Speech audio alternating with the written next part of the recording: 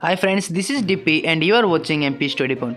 दोस्तों, हाल ही में अमेरिका सरकार के द्वारा नेपाल को एक चेतावनी दी गई है। लेकिन दोस्तों, अब देखने वाली बात यह है कि कभी भी किसी भी देश की गुलामी न करने वाला नेपाल क्या अब अमेरिका के इशारे पर नाचेगा या फिर अमेरिका को एक करारा जवाब देगा। तो चलिए दोस्तों, इस वीडियो में हम देखते हैं कि अमेरिका ने नेपाल को किस बात के लिए चेतावनी दी है और क्या नेपाल अमेरिका के हिसाब से वो काम करने वाला है या नहीं।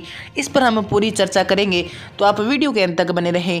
साथ ही अगर आप इस चैनल पर नए हैं तो चैनल को सब्सक्राइब करके बेल नोटिफिकेशन ऑन कर लें ताकि इस प्रकार की प्रत्येक अपडेट आप तक पहुंच के सबसे पहले। तो चलिए शुरू करते हैं आज का इंपॉर्टेंट वीडियो। तो दोस्तों, मैं आपको बता दूं कि हाल ही में अमेरिका ने एमसीसी पास करने के लिए नेपाल को एक कड़ी चेतावनी दी है। और दोस्तों, वैसे तो आप एमसीसी का मतलब जानते ही होंगे, फिर भी दोस्तों मैं आपको बता दूं कि एमसीसी का मतलब है मिलेनियम चैलेंज कॉरपोरेशन। और इसी एमसीसी के तहत जो अमेरिका है वो नेपाल को $500 मिलियन देने वाला है, ताकि इसकी बदौलत नेपाल कुछ डेवलपमेंट कर सके, नेपाल देश का विकास कर सके, कुछ प्रोजेक्ट शुरू कर सके और डेवलपमेंट करने में ये नेपाल की काफ़ी मदद कर सकते हैं।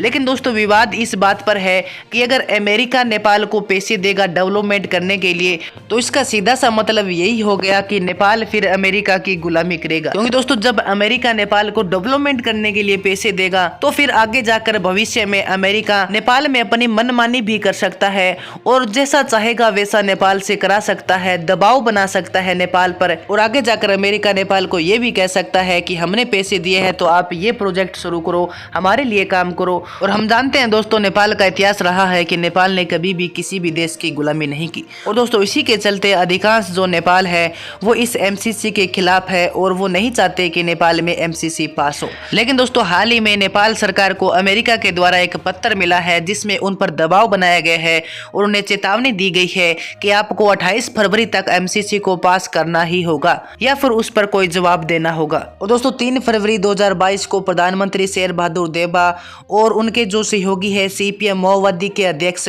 पुष्प कमल दहल उर्फ प्रचंड, उनके लिए ये पत्र आया है और उनमें अमेरिकी सरकार मिलेनियम चैलेंज कॉरपोरेशन यानी एमसीसी के तहत उनको चेतावनी दी गई है। और अमेरिका ने इस चेतावनी के तहत नेपाल को कहा है कि अगर 28 फरवरी तक नेपाल इस समझौते को साइन नहीं करता है, एमसीसी को पास नहीं करता है, तो नेपाल को $500 मिलियन अमेरिकी डॉलर का अनुदान खोना पड़ सकता है। लेकिन दोस्तों, बड़ी बात यह है कि ये नेपाल का एक निजी मामला है और नेपाल चाहेगा तो एमसीसी को पास करेगा, अन्यथा नहीं करेगा। तो अमेरिका इसमें चेतावनी नहीं दे सकता। और अमेरिका को अगर नेपाल में एमसीसी पास करानी है तो उन्हें रिक्वेस्ट करनी चाहिए, न कि चेतावनी और धमकी देनी चाहिए। क्योंकि दोस्तों, ये तो हम भी जानते हैं कि अगर नेपाल में एमसीसी पास हो जाता है तो इससे अमेरिका को बहुत ही ज़्यादा फायदा होने वाला है। और अगर कहीं पर फायदा होने वाला है, किसी भी देश में अमेरिका का फायदा होता है, तो अमेरिका को उससे रिक्वेस्ट करनी चाहिए, चेतावनी देने का कोई हक नहीं है। और दोस्तों, हम जानते हैं कि नेपाल इस चेतावनी को कभी नहीं मानने वाला है। और दोस्तों, नेपाल में एमसीसी को लेकर कई तरह है। कई लोगों का मानना है कि इस सौदे से नेपाल की राष्ट्रीय संप्रभुता और राष्ट्रीय हितों के खिलाफ कुछ प्रावधान है, जबकि कई लोग सोचते हैं कि यह देश के लिए अच्छा है और इससे देश का विकास हो सकता है। और वहीं दोस्तों, नेपाल सरकार भी एमसीसी के समझौते को लेकर दो धड़ों में बटी हुई है और वो अभी तक क्लियर डिसीजन तक नहीं पहुंच पाए हैं कि नेपाल में एमसीसी को पास करना चाहिए या फिर नहीं करना चाहिए। और वहीं दोस्तों, जो नेपाल के प्रधानमंत्री है शेर बहादुर देउबा, वो एमसीसी का समर्थन करते हैं और उनका ऐसा मानना है कि नेपाल में एमसीसी को पास कर देना चाहिए।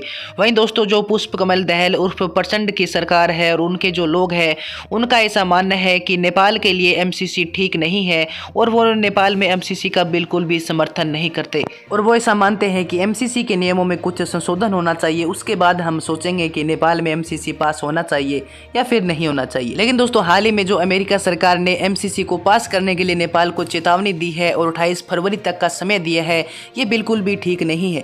क्योंकि ये नेपाल का निजी मामला है और वो सोच समझकर एमसीसी को नेपाल में पास करेंगे या फिर नहीं करेंगे, ये उनका मामला है। और दोस्तों, खास तौर से जो नेपाली लोग हैं वो एमसीसी के बिल्कुल विरोध में हैं और वो इस अमेरिका की चेतावनी को बिल्कुल भी नहीं मानने वाले हैं।